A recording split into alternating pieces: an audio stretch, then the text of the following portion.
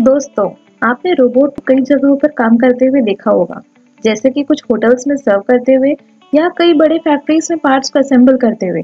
पर क्या आपने कभी सोचा था कि रोबोट्स कभी घर भी बना सकेंगे? जी हाँ दोस्तों, आज के वीडियो में हम ऐसे ही एक घर के बारे में बात करेंगे जिसे रोबोट ने बनाया है। तो दोस्तों, वीडियो को आखिर तक जरूर देखें और अगर आपने चैनल को सब्सक्राइब नहीं किया है तो जल्दी से सब्सक्राइब कर लें। दोस्तों, ये है डीफैब हाउस यानी कि डिजिटली फैब्रिकेटेड हाउस, जो दुनिया का पहला ऐसा घर है जिसे न केवल डिजिटली प्लान किया गया है बल्कि रोबोट और 3D प्रिंटर का उपयोग करके डिजिटली बनाया भी गया है।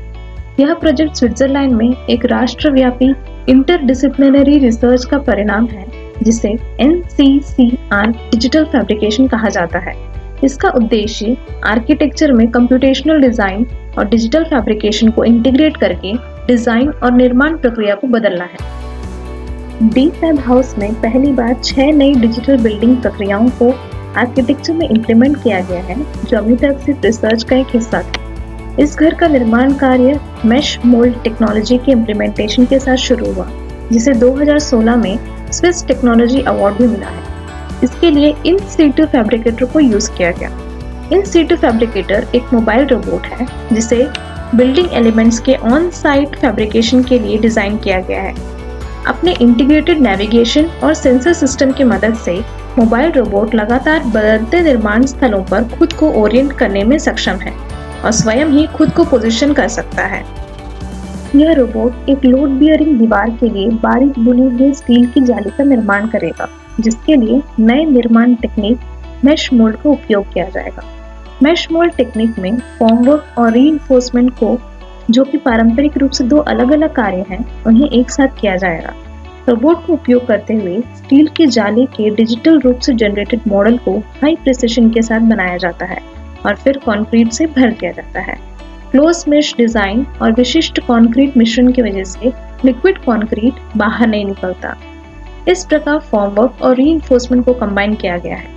इस तरह मेश मोल्ड टेक्निक का यूज करके कम से कम वेस्टेज, कम सामग्री, कम ऊर्जा और काफी कम उत्पादन लागत के साथ स्टैंडर्ड बिल्डिंग एलिमेंट्स के साथ साथ संरचनात्मक रूप से अनुकूलित, घुमावदार और नॉन स्टैंडर्डाइज्ड ज्योमेट्रीज को बनाया जा सकता है।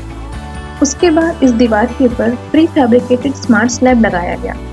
3D सैंड प्रिंटर का उपयोग करके हाई रेजोल्यूशन सीलिंग स्लैब को प्री फैब्रिकेट किया जाता है।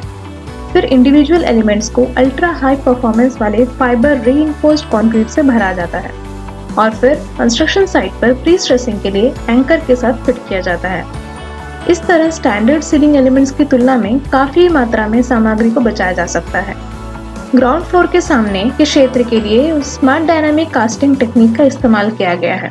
स्मार्ट डायनामिक कास्टिंग एक continuous robotic slip forming technique है जो बिना किसी फॉर्मवर्क के बदलते क्रॉस सेक्शन के साथ लोड बियरिंग कंक्रीट स्ट्रक्चर्स को प्री फैब्रिकेट करने में सक्षम बनाती है।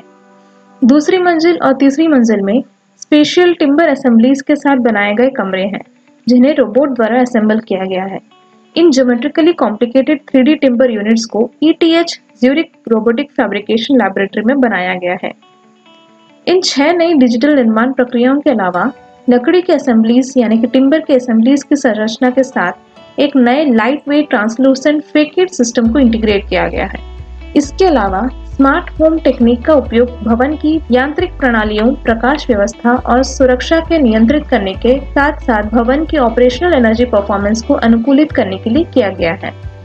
मॉड्यूलर रिसर्च और innovation building nest of Empa and Eawag का हिस्सा होने के बाद डीफैब हाउस में अनुसंधान जारी रहेगा, जिसमें डिजिटल रूप से निर्मित संरचनात्मक प्रणालियों की दीर्घकालिक निगरानी, एनर्जी परफॉर्मेंस और उपयोगकर्ता के आराम और अनुभव का मूल्यांकन शामिल है।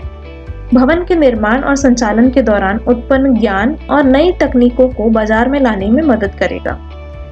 और दोस्तों, जहां आज की दुनिया में हम स्मार्टफोन, स्मार्ट टीवी यूज कर रहे हैं, डीफैब हाउस को भी एक स्मार्ट होम के रूप में विकसित किया गया है और आने वाले वर्षों में वास्तविक जीवन के वातावरण में नए डिजिटल समाधानों को लागू करने और आगे विकसित करने के लिए एक प्लेटफॉर्म के रूप में इसको उपयोग करना जारी रखेगा। तो दोस्तों, आपको ये स्मार्ट होम कैसा लगा हमें कमेंट सेक्शन में जरूर बताएं और साथ ही वीडियो को लाइक और शेयर करें। दोस्तों, अगर आपने चैनल को सब्सक्राइब नहीं किया है तो सब्सक्राइब करें और हम फिर मिलते हैं एक और नए वीडियो के साथ।